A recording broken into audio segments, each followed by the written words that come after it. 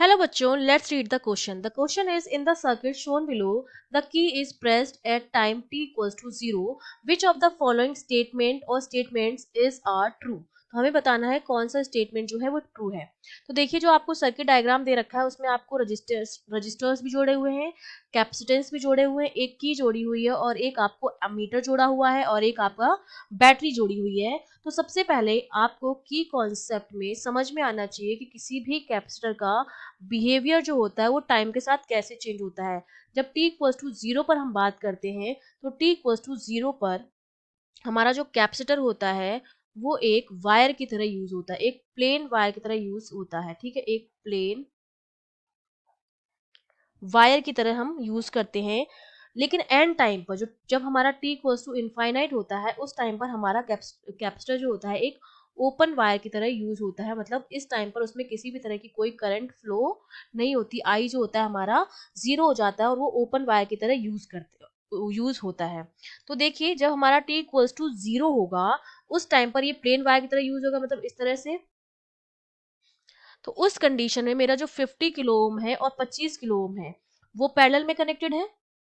ठीक है, करंट जाएगी इस तरह से, इधर भी जाएगी और इधर भी जाएगी। ठीक है, तो ये दोनों क्या हो गए, पैरेलल में कनेक्टेड हो गए। तो t इक्वल्स टू जीरो पर इसको हम नाम दे देते हैं R1, इसको नाम देते हैं R2। t equals to zero पर R1 एंड R2 जो है वो किस में है, पैरेलल में है। और अगर पैरेलल में है तो वोल्टेज जो होगा V उनके अक्रॉस वो क्या रहेगा, सेम रहेगा। वोल्टेज क्या होता है, सेम रहता है।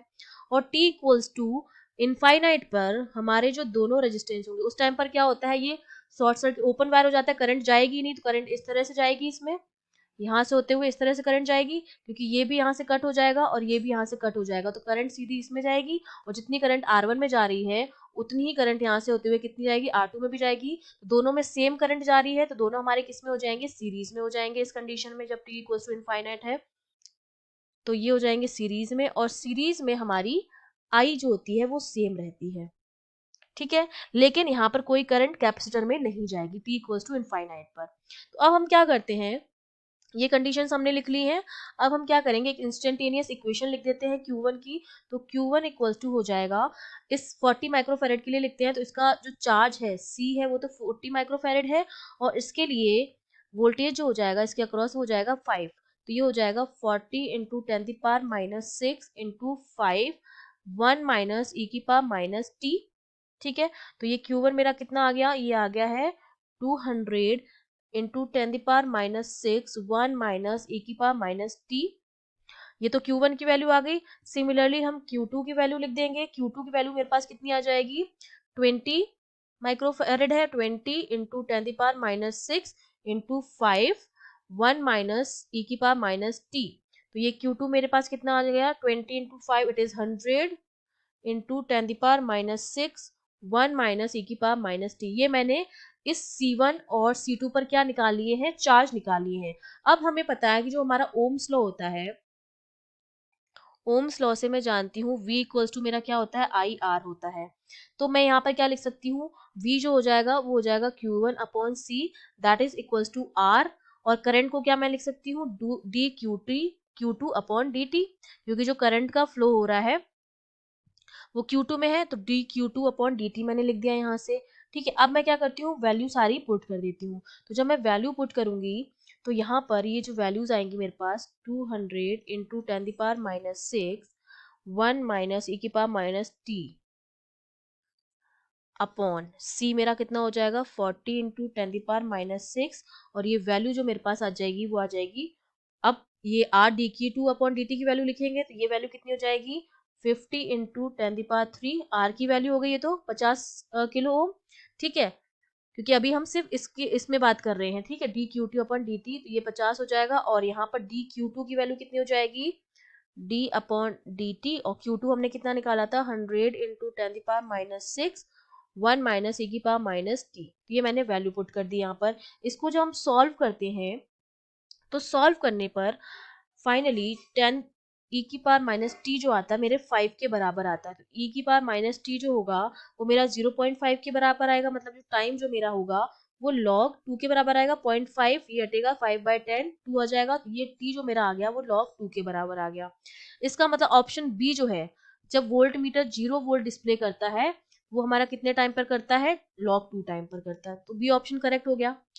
अब हमारा टोटल करंट अगर मैं निकालना चाहूँ, टोटल करंट हम कैसे निकालते हैं, I equals to I1 plus I2 करके निकालेंगे, है ना। I इक्वल्स टू हमारा क्या हो जाएगा, I1 प्लस I2, और I मेरा क्या होता है, dq अपॉन dt, है ना। तो I1 जो हो जाएगा dq1 अपॉन dt हो जाएगा, और ये dq2 अपॉन dt हो जाएगा, तो I मेरा d अपॉन d2 कॉमन आ जाएगा, यहाँ Q1 की वैल्यू रख देंगे और Q2 की वैल्यू रख देंगे। Q1 कितना था, 200 इंटू 10⁻6, 1 माइनस ई की पावर माइनस टी, ये तो हो गया Q1 की वैल्यू, और प्लस में Q2 की वैल्यू आ जाएगी d अपॉन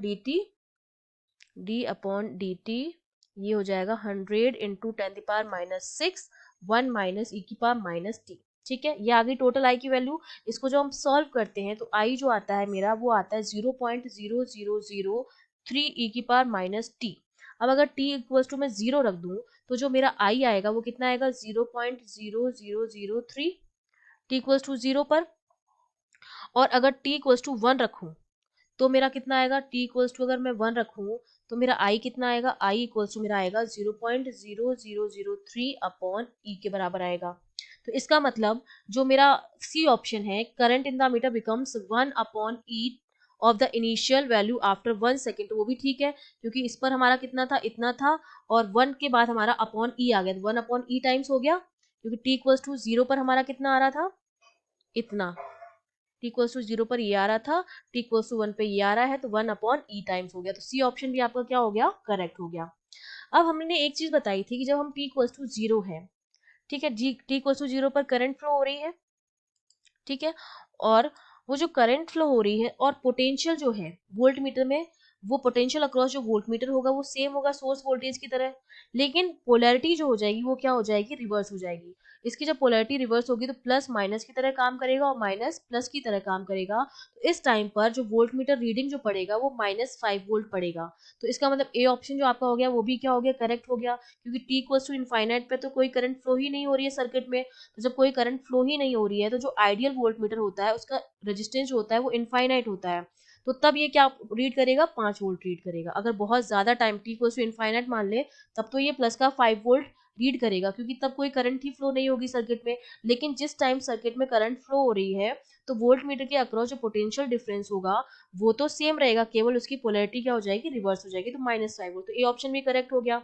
और डी ऑप्शन में क्या बोल रखा है, the current in the ammeter becomes 0 after a long time, मतलब टी इक्वल्स टू अगर हम इनफाइनाइट रख दें तो करंट जो होती है हमारी वो क्या हो जाएगी, 0 के बराबर आ जाएगी, तो डी ऑप्शन भी हमारा क्या हो गया, करेक्ट हो गया। तो हमारे चारों ऑप्शन जो है वो क्या है, करेक्ट है। ठीक है, I hope you understood well, all the best.